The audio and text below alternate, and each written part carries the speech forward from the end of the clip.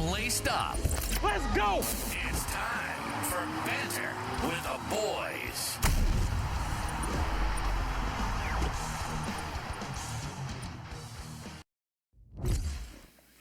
Yo, football family, welcome back to Gridiron Updates. I'm Banter with the boys. We've got Justin in the house over here.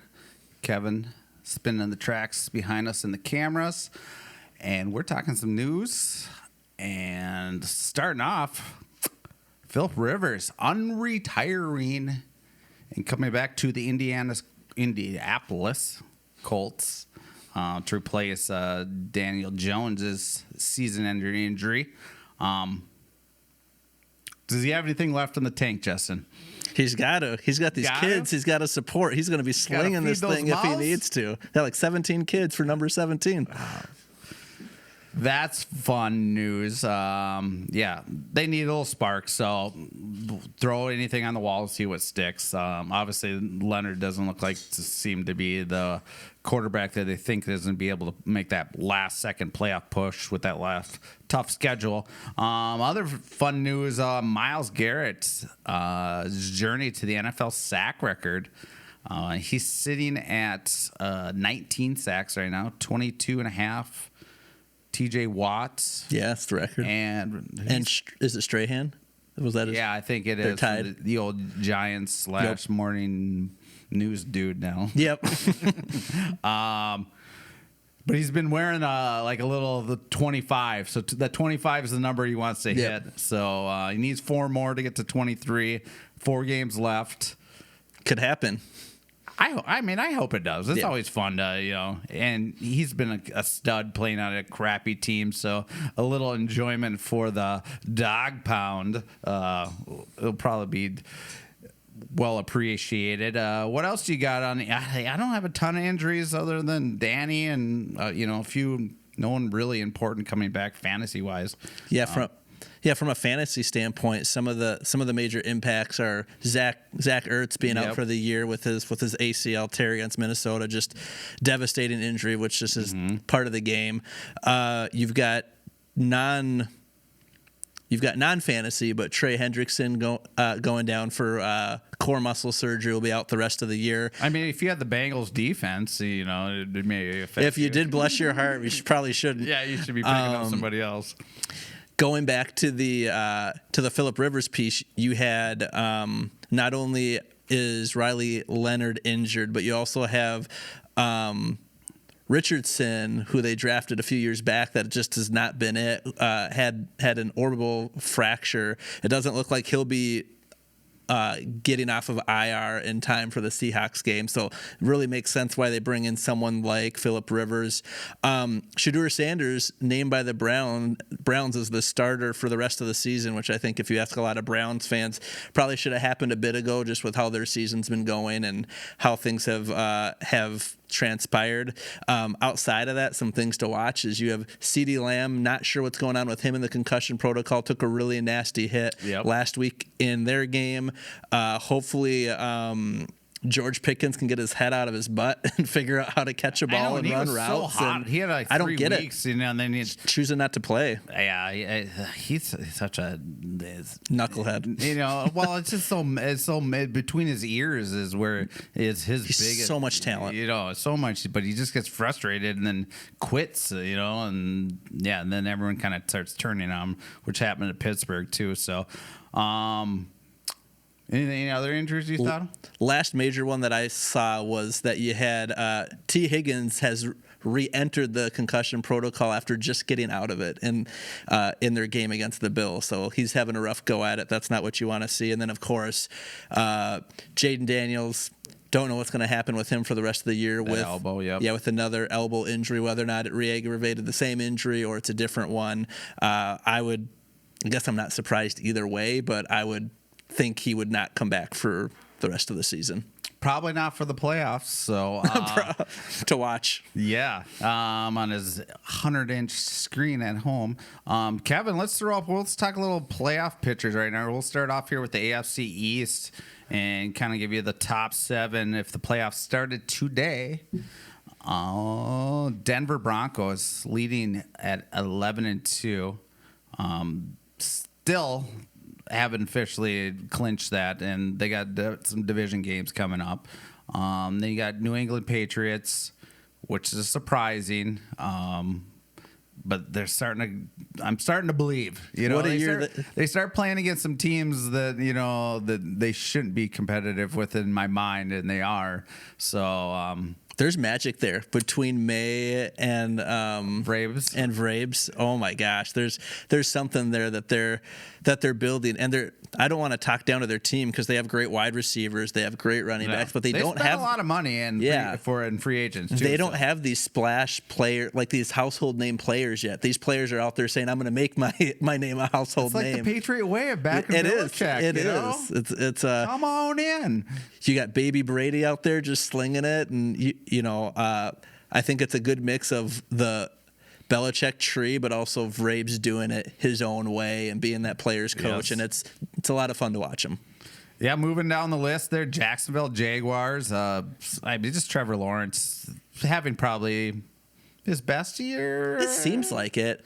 I mean, maybe I haven't really looked statistically, but I feel like their team overall is all of it together is a little more competitive. And I'm like, if I was playing against them, I'd be like, maybe not this year. It's that easy old Jaguars of the past. Yeah. They are the leaders of the South currently, so their playoff chances is 98%. I think that's what I came up with here mathematically.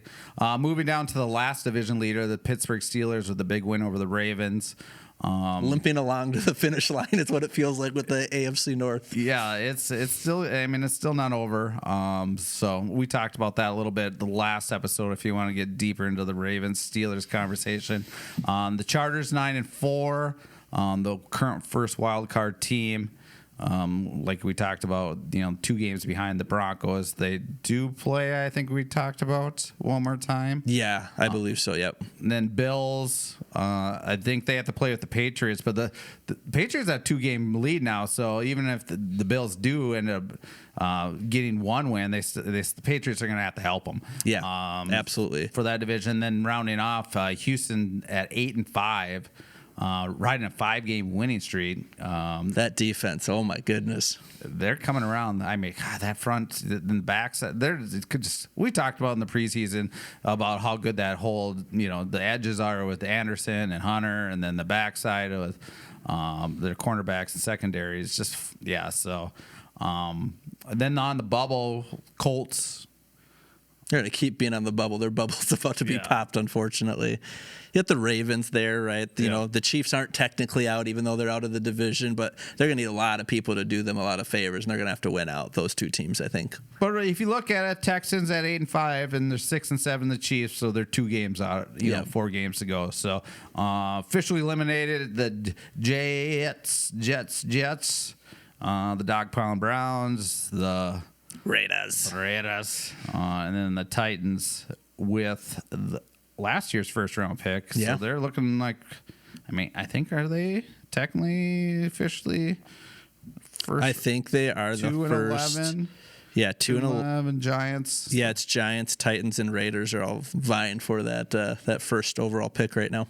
But they got a W this last week, so I don't think they want the first round pick. They want some better mojo coming into the offseason. If they could win out or something like that, they'd prefer getting probably the 8th pick. Yeah, Browns are trying to make it closer. That's why they threw away that 2-point conversion. Exactly. So, all right, let's move to the NFC picture. Rams 10-3, holding that first in the bye. Looking good. Matt Stafford leading the league in touchdowns. What they're doing with that group, and their defense is insane. I mean, they're probably consistently, or most people would probably pick them to be the NFC Championship for sure. Get to right the now. game at the very least, because they're trending upwards. Packers second at 9-3-1, leading the North. I'd put them in that boat. That that NFC Championship. Eagles at third at 8-5. They look like the team falling out right now. Yep. Cowboys, they got the luck in the hand. The Cowboys are 6-1, so they still have a 2-game lead on them. So they little cushion. Tampa Bay 7-6. I mean, that's a feisty division. They're tied with the Panthers. Must have the tiebreaker somewhere in there. Sea Chickens 10-3. They kind of fallen off my shelf of NFC contenders a little bit after how we played against Darnold, and then how the first half of this last week's game started off slow again. Yeah. They did heat up in the second half, but also, who were they playing? They were playing the Falcons. And the Falcons completely the second half. Yeah, I think teams are Crap figuring them. out. I think teams are figuring out if you bottle up JSN, he's going to get loose at some point, but he's not having the 100+ games he did. He's still getting to 100 or close to 100. He's having these really good games, but he's not going off in the way he was the first half of the season, where you're like, this guy is going to break every receiving record known to man. So I think that's part of it. Defense is still great. I think part of it is also, for me at least, recency bias, because you're not seeing as much of them on the national stage right now as you were. They were in some national games, primetime games, where you got to see what they were doing. So you're not seeing as much of that. So I think there's a little bit of that there too. But there's definitely something that's fallen off. Like at halftime, it was 6-6 with the Seahawks and the Falcons, and then you turn around and I don't think the Falcons scored another point and the Seahawks took it away. Like, they're still a great team, but you're not seeing that consistent dominance that you're seeing from teams like the Rams. We were talking about 3 weeks ago, like, because they were in the top 5 in points per game, and I mean, I guess they still scored a ton of points last week, but there's something in the tape. I think some defense coordinators are figuring out where Darnold wants to go on his first read. For sure. I want to give credit to Vikings here a little bit in B-Flow, but like what they showed during that game, like that, if there's any bright spot about the Vikings performance during that game against Seattle, it was the defense. And I think you're starting to see some of these really good defenses where they can slow some of these playmakers down. Other teams, because it's a copycat league, are starting to figure it out. And I think some of that's starting to simmer a little bit. Yeah, and there's a lot of tape out there now. Every team's played 13, 14 games. Thanks, Common Man. A few K-fan people. It slipped right out in it. So we'll slide down the rest of the 49ers in that division. That West still, who knows which direction. Brock's back. They just keep getting dubs. How did they get to 9 wins with how many injuries they had? I know. And they've just capitalized on the sloppy, ugly games and pulled 100%. Them out. I feel like the Vikings played that same season a few years ago when we had Dobbs. When you had the most... one score wins. Almost give me a heart attack. Then you got the Chicago Bears still holding on the 7th at 9-4. That NFC North, they kind of switched place with the Vikings. But same thing as last year, 3 NFC North teams fighting for playoff spots. You in or out on the Bears finishing enough to make the playoffs? All right, this is not bitterness or anything against the Bears. This is just facts. Okay. I'm out on the Bears. I think they're a great team. They could prove me wrong, and they could be the 7th seed. Okay. But I think as a friend outside of this world says to me, the trend is your friend, and the trend right now is the Detroit Lions. Like, I know we had a really good game against them, but you look at what they've done. They still have to play Chicago again. They put belt to you know what last time they played Chicago. They put up, I think, over 50 points on them. Like, I look at Chicago's schedule. They play the Browns, which you would think, okay, that should be a win, but that defense is really good. Maybe Garrett gets his record again that game. He could. So you have the Browns, you have the Packers. I think it's the Niners, and then I think they end with the Lions. So it's a really tough schedule when you think about those 4 games, and I think about what the Packers did on Sunday. If you slow down that run and can slow it down, you can slow down that offense. You just can't let them back in like Green Bay did towards the end of that game. Start playing prevent defense. Yeah, so it's that's a tough one. I would actually flip Chicago and Detroit. Okay, and then Panthers are the other scenario. I'm feeling like they're frisky. Well, I think whoever the Tampa Bay or them is going to get that position. I don't know if the Panthers they're 2 games behind. And they're tied, aren't they? It's 7-6 and 7-6. They are, right? between So, and then the Cowboys 6-6, who play the Vikings this week, that we'll talk about here in the next episode, still has a chance to they got That's gonna be a hot. tougher one. Yeah, it'll be interesting. It's gonna be a tough road. Eliminated are the Falcons, Cardinals, Saints, Commanders, and Giants. So that's kind of where we're looking at there. Want to transition to the MVP conversation. Sitting right there, Drake Maine was not on my bingo card at the beginning of the year. Is MVP conversation. Favorite at -120 according to whatever AI generated chart that is. Stafford coming in second. I mean, I would still put Stafford over May personally. I would too. Love Allen and Prescott to finish off. So Yeah. What else would you change in that, or do you feel that's pretty accurate where you'd put them currently? I want to see more variety in there and not just quarterbacks. I know it's a quarterback award. We always talk about Who's it. the running back then? It probably deserves that position. I would have said up until the last few weeks, Jonathan Taylor. Okay. Or maybe even Jahmyr Gibbs with just some, again, I know he's had a couple games that have probably knocked him out. McCaffrey's had a huge season. I mean, he leads the NFL, I think, in scrimmage yards. Or I think one guy we were just talking about. Maybe Gibbs might have him. Myles Garrett should probably be in that conversation as MVP. Yep. So, yeah, those are our non-quarterback MVP odds. But no, this is great. I think May's slightly ahead because you look at what that team was last year, what everyone thought it was going to be. The Rams were in the playoffs last year, took it to the Eagles, had a chance to go to the NFC title game. So I think some of that probably plays into it a little bit. And then it's new. Yeah, like everybody it's new, loves it's fun. something when it's new. For If sure. you haven't been up there before. Yeah. You naturally gain a little precision. I'm going Stafford definitely for sure. I think he's probably. I think he's got to have it. He's having his career year, and if they get the 1 seed, I know that if May gets the 1 seed, I'd still take Stafford over there. Yeah. Love, he had a really bad interception, didn't he, this last week? I don't know if that was the cold air or what that was. The Flight Gate or something. I would love to.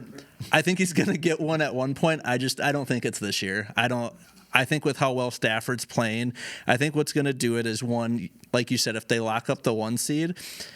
If you want to look at it from a stat standpoint, he has 35 touchdowns. The next person tied for second is Jared Goff and Dak Prescott at 26. This guy has 9 more touchdowns than the next man up. A 40-year-old. You look at him. I know. You look at him, and it's got to be him. Everything he is doing, the age he is, he's won a Super Bowl. If he gets MVP and if they get into the Super Bowl, even if they don't win it, they get into the Super Bowl, you have to have conversations about the legacy of Matt Stafford and what everyone has thought it had been years prior. It's a completely different conversation with what he's doing this year. And I totally agree. We had a conversation in preseason, just on fantasy, a thought process, because his back was really bad. And you're like, oh, well, what are we going to get out of him?